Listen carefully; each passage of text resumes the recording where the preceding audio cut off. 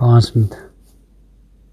로마서 7장 7절에서 21절입니다. 7절에서 21절입니다. 본문은 앞에 내용에 이어지는 내용입니다.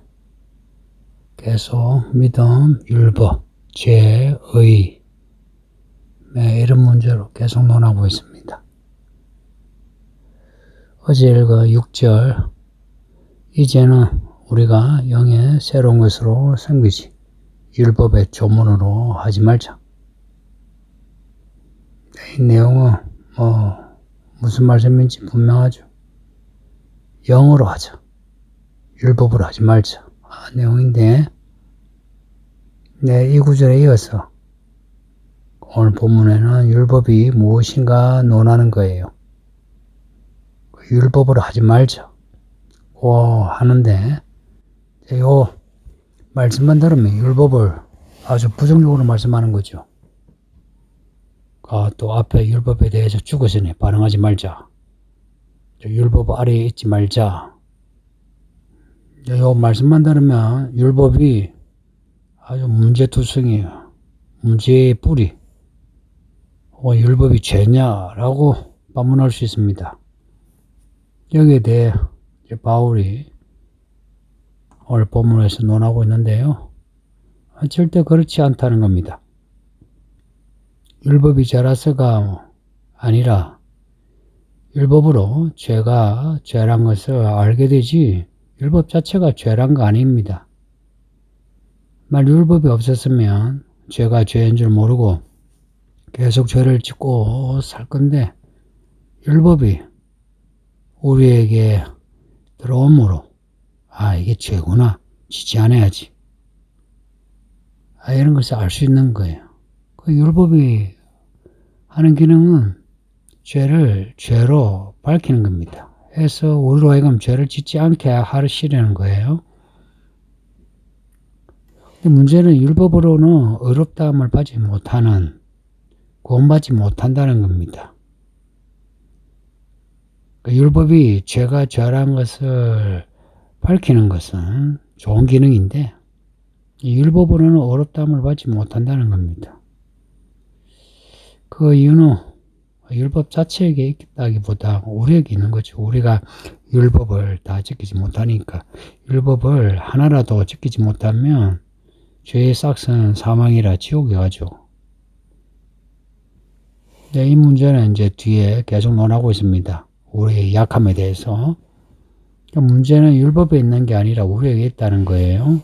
8절에서 죄가 기회를 타서 율법으로 말미암아 온갖 죄를 탐욕, 탐심,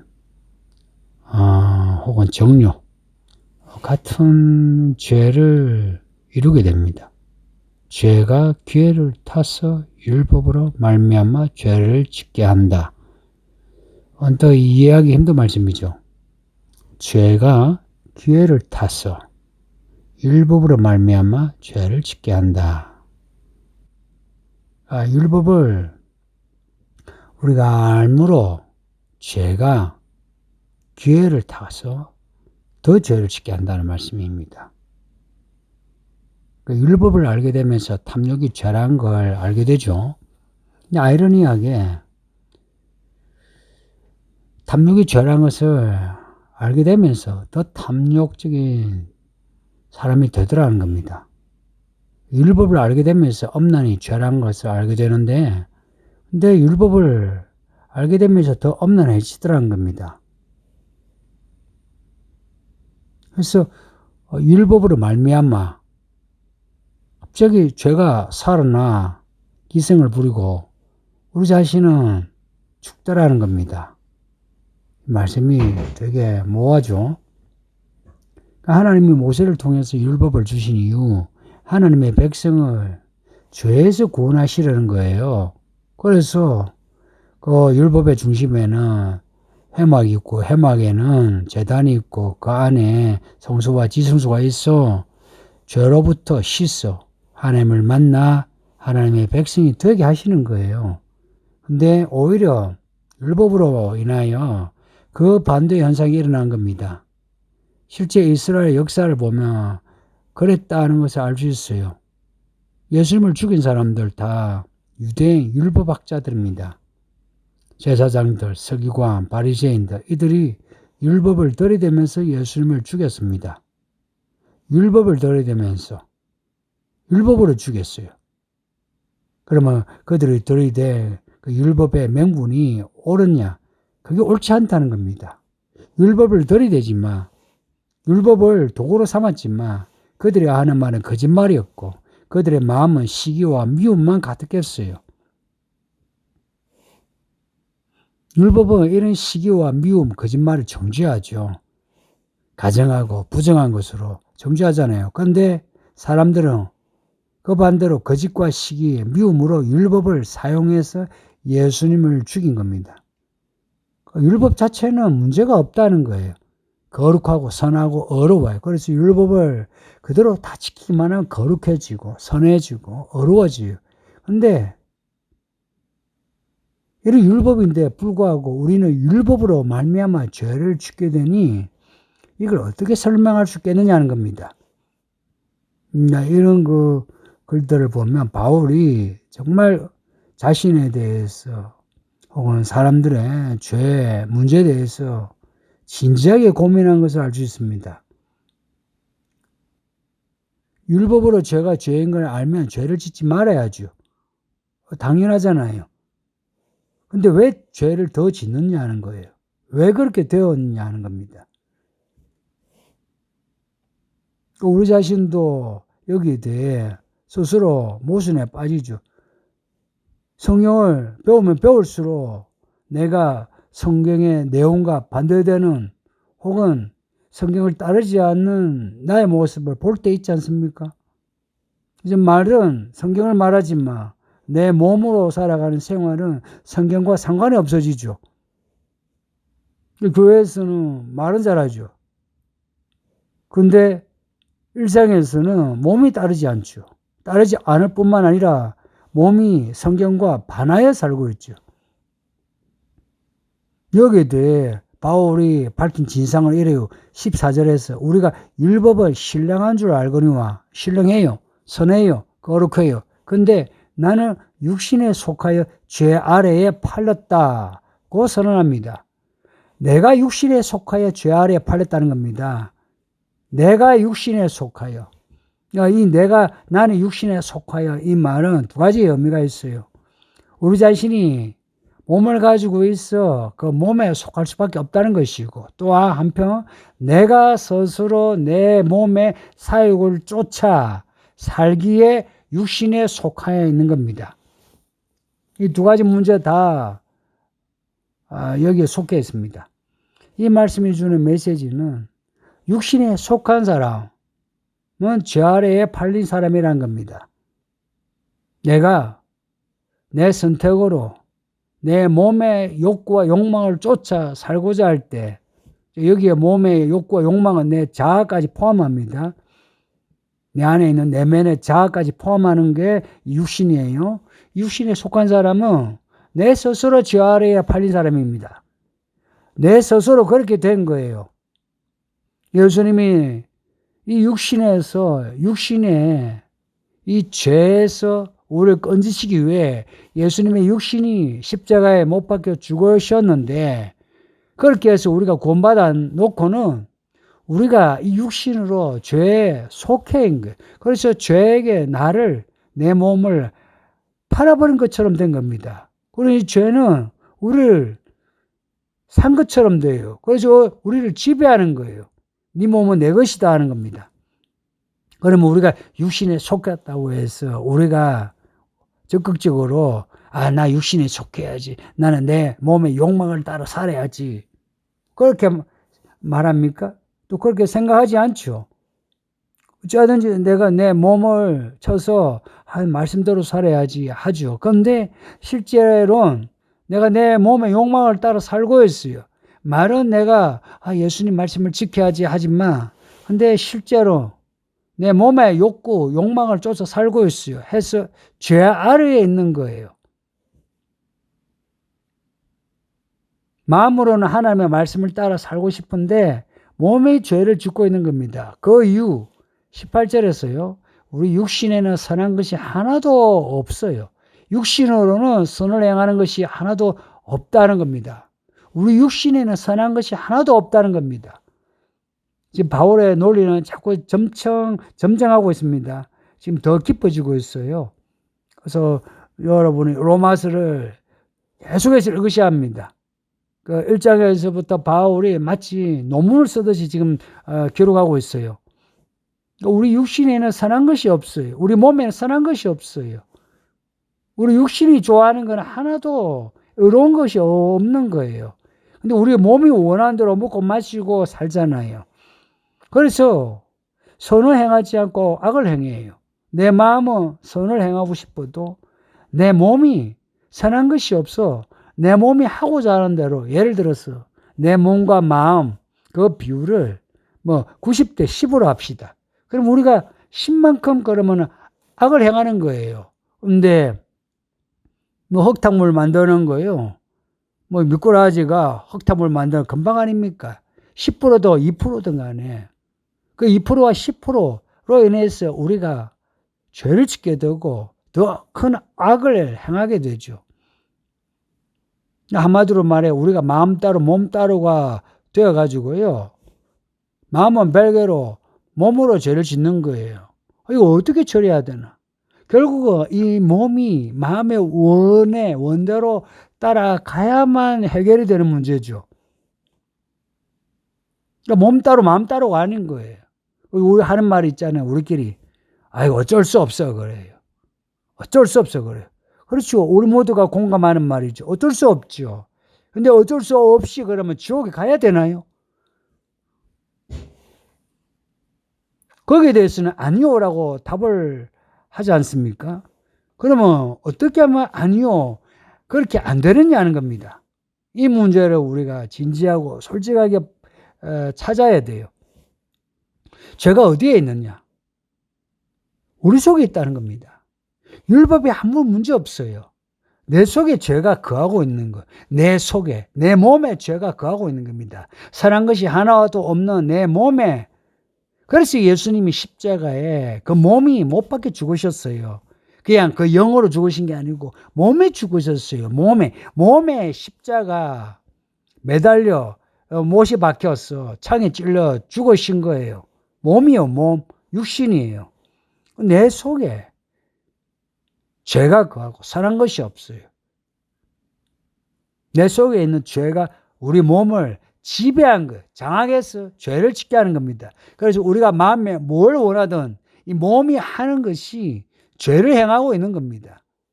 여기에 대해 앞에 13절에서 이 의식화해가지고요. 너희 지체를 몸을 불의의 무기로 죄에게 내주지 말라. 누가? 우리가 이 몸을 내주지 말라는 겁니다. 무엇에게? 죄에게 몸을 내주지 말라는 겁니다. 그 죄, 우리가 예수를 믿어서 우리의 몸이 예수와 함께 죽었다 해도 있죠. 그 죄가 우리 속에 쫓겨났음에도 상관이 없음에도 여전히 왕처럼 그 왕 주인 그게 바알이에요. 바알처럼 우리 속에 우리를 지배하려고 한 겁니다.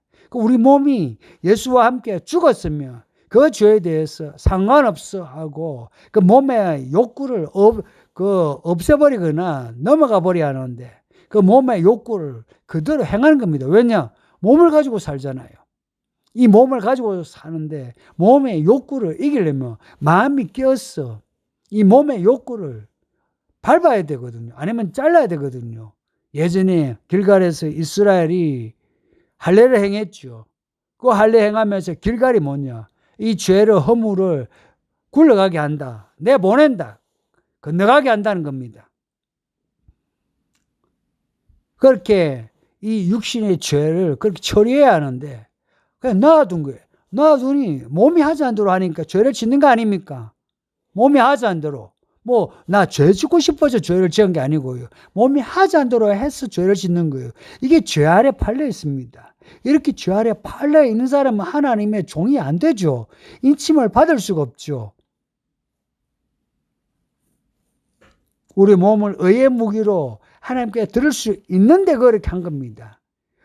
들을 수 없는데 내가 내 몸을 주에게 들었으며 바쳤으며 아이고 어쩔 수 없지 그럴 수 있어요. 그런데 우리가 우리의 선택으로 우리의 몸을 의의 무기로 이 말씀에 순종할 수 있는데도 불구하고 내가 스스로 죄에게 바쳐놓고는 자꾸 핑계를 대는 겁니다. 어쩔 수 없다고. 돈 문제도 그렇고 우리의 음란 문제도 그렇고 그렇지 않습니까? 그럼에도 이제 우리의 이런 모습을 단면을 이제 보면은 마음하고 달리 몸으로 죄를 짓고 있다. 그래도 우리가 마음으로 죄 짓지 말아야지 그 마음을 가지고 있죠. 만약 여러분은 나 죄 짓고 싶어. 나 지옥에 가고 싶어. 그런 사람 없잖아요. 나 죄 짓기 싫어. 나 죄 안 짓고 나 천국 가고 싶어. 나 복 있는 사람 되고 싶어. 마음이 그렇죠. 그런데 죄를 지어요. 마음과 몸이 따로 있어요. 근데 이 죄가요. 우리의 몸으로 우리의 마음을 이기게 했어. 몸으로 죄를 짓게 하는 거예요. 문제는 어디에 있냐? 율법에 있느냐? 아니고 우리의 상황에 있느냐? 아니고 우리 자신에게 있다는 겁니다. 철저하게 지금 우리 자신에게 주목하게 하는 거예요. 이게 예수 믿기 전에만 그런 게 아니라 예수 믿은 후에도 이렇게 문제가 심각합니다. 예수 믿은 후에도 여전히 우리의 몸을 죄 아래 두는 거예요. 죄 아래 팔린 사람처럼. 그래서 죄가 우리의 주인 노릇을 하는 겁니다. 예수가 피로 사신 우리 몸인데 우리가 우리의 몸을 죄에게 팔아버린다면 이게 뭡니까? 이게 정말 할 짓이 아니잖아요. 말로는 예수님을 믿는다 하고 몸으로는 죄에 팔린 노예처럼 죄가 하자는 대로 사는 거예요. 그러면서 매일 회개는 하죠. 회개하면서 똑같은 죄를 또 짓고 있어요. 이게 가치가 있겠습니까? 그 회개가 정말 참된 회개일 것 같습니까? 죄의 문제가 예수 믿기 전후에 모두 계속 관련되어 있어요. 그래서 요한일서에 매일 회개하라고 합니다. 매일 회개하는데 이게요, 다람쥐 쳇바퀴 돌듯이 그 자리에서 회개하라는 것이 아니고 예수님께 더 가까이 나아가면서 회개하는 겁니다. 더 가까이 나아가면서 예수님과 우리 사이의 그 간극 차이, 그것을 회개하는 거예요. 근데 예수님과의 거리는 가까워져야 되죠. 21절에서 그러므로 내가 한 법을 깨달았노니 곧 선을 행하기 원하는 나에게 악이 함께 있는 것이다. 이게 결론입니다. 지금 바울이 하나 깨달았다 그래요. 뭘 깨달았냐? 악의 문제를 깨달은 겁니다. 내 속에 내가 악하다는 겁니다. 나에게 악이 함께 있는 것이라. 이 함께 앞에 보면 예수님과 함께, 예수님과 합하여, 예수님과 연합하여 예수님과 함께 죽고 살았다 이런 나오죠. 똑같이 악이 함께 있어. 내가 악 자체가 된 겁니다. 내가 악 자체가 되어서 죄를 짓는 거예요. 내가 악하다는 겁니다. 우리가 악하다는 이게 결론이에요. 우리가 예수를 믿지만 우리가 악한 겁니다. 우리가 의롭다함을 받았어도 악한 겁니다. 그래서 우리 악의 문제에 대해서는 진지하게 고백하면서 우리의 악을 드러내야 돼요. 내가 악하다는 것을 드러내는 거하고 나의 악을 숨겨놓고 내가 예수 믿고 구원받았다는 거하고는 달라요. 우리가 얼마나 악한 것을 드러내야 해요. 하나님이 주신 이 율법, 이것이 우리가 선한 것이 되려면 우리가 얼마나 악한지를 드러내어서 율법을 지키려고 해야 돼요. 율법으로 말미암아 죄를 짓는 게 아니라 율법을 통해서 우리가 죄가 죄인 걸 알고 나는 악해. 나는 이 죄를 지을 수밖에 없어. 조심해야지 해야 돼요. 그리고 이 말씀의 의를 쫓아가야 돼요. 이 말씀의 의에 나를 순종하는 겁니다.